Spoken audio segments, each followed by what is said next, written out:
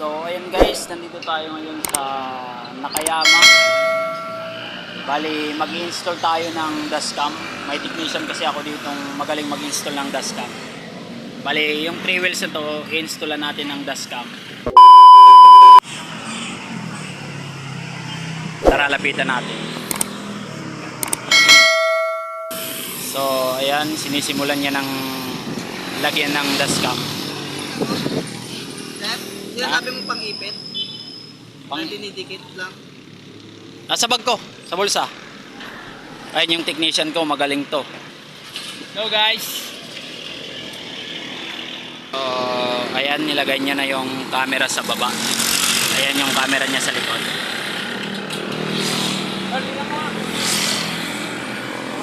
Ayan sila ma'am, sila yung may-ari ng e-bike na to.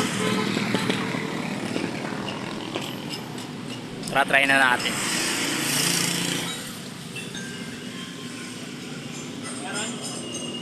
Meron, alis ka dyan. Okay na, okay na. Okay lang, sakto lang. Ha? Sakto lang. Ay, huwag masyado yung yuko.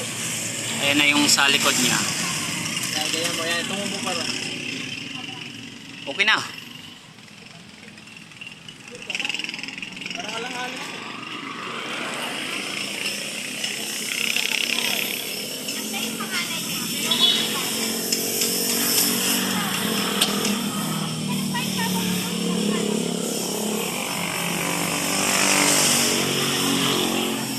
Ito yung e-bike nila ma'am, kabibili lang sa amin ito.